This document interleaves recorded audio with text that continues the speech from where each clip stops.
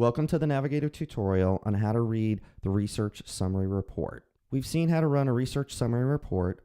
I've already entered the report settings that I've used in previous tutorials, and we're going to hit Run Report.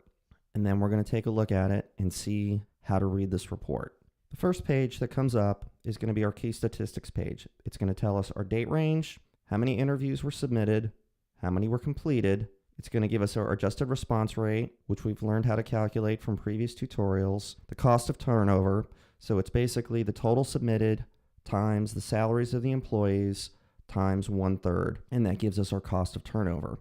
If we were to have a 15% reduction in our turnover, this would be our savings. And then we have our compliance issues and our compliance flags that have been notated in any of the completed interviews. On the next page, we have a volume summary by gender, length of service, by age group, and volume by quarter. All are pretty self-explanatory. It gives you a broad overview of your volume summaries. On the next page, we see reasons for leaving. In the bar graph, it shows the top 5 reasons why people have left the company by percentage and the total amount of people per category. The colors correlate to the reasons above, so you have personal, you have scheduled hours, involuntary, supervision management, and type of work.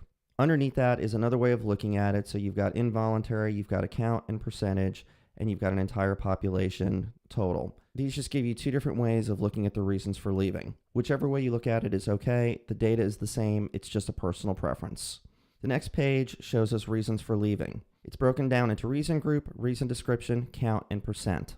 The reason groups relate to the previous graphs and charts, but instead of just having the top 5 reasons, it will actually show you all of the reasons why someone may have left the company. Please be aware that while a certain group may have a highest percentage, within those groups you may actually have a higher count in a different group. So if we look at schedule and hours, we note that we have 55 people that have left due to scheduling and hours, but the total for scheduling and hours is still less than the reason group of personal.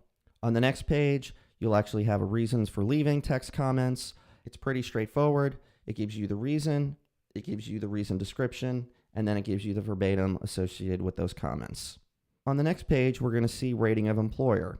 We've got a pie chart that gives us all the ratings from excellent to very good to fair, all the way to poor. On the right side of this page, we have 2 bar graphs. One is for the excellent rating and why people gave it an excellent rating, broken down into the top 3 categories. And then we have the same thing for the poor rating, broken down into the 3 top reasons why these ratings were given. On the next page, we'll actually see the reasons why someone may have left or may have stayed or given the rating that they did. If we look at the categories, we'll see a rating, we'll see a reason code, we'll see a reason description, and then we'll see the verbatim that's associated with that particular rating.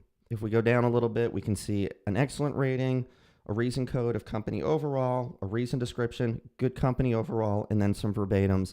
It is a place that treats their patients and families with respect. I like their values. All the verbatims in the comment pages are going to basically look the same. So if we scroll through to another one, rating of supervisor, it starts with the pie chart, the bar graphs that we discussed earlier, and then we can go to the next page and it's going to show us once again the rating, the reason code, the reason description, and then the verbatims. If we scroll through to the very end, we have a couple of pie charts, knowledge of unethical behavior, and we also have a work for company again pie chart. Depending on how your company is set up in Navigator, will dictate what is shown on these screens. This just gives a broad overview of how to read the reports. If you have any further questions, please don't hesitate to reach out to us. Thank you for joining this Navigator tutorial.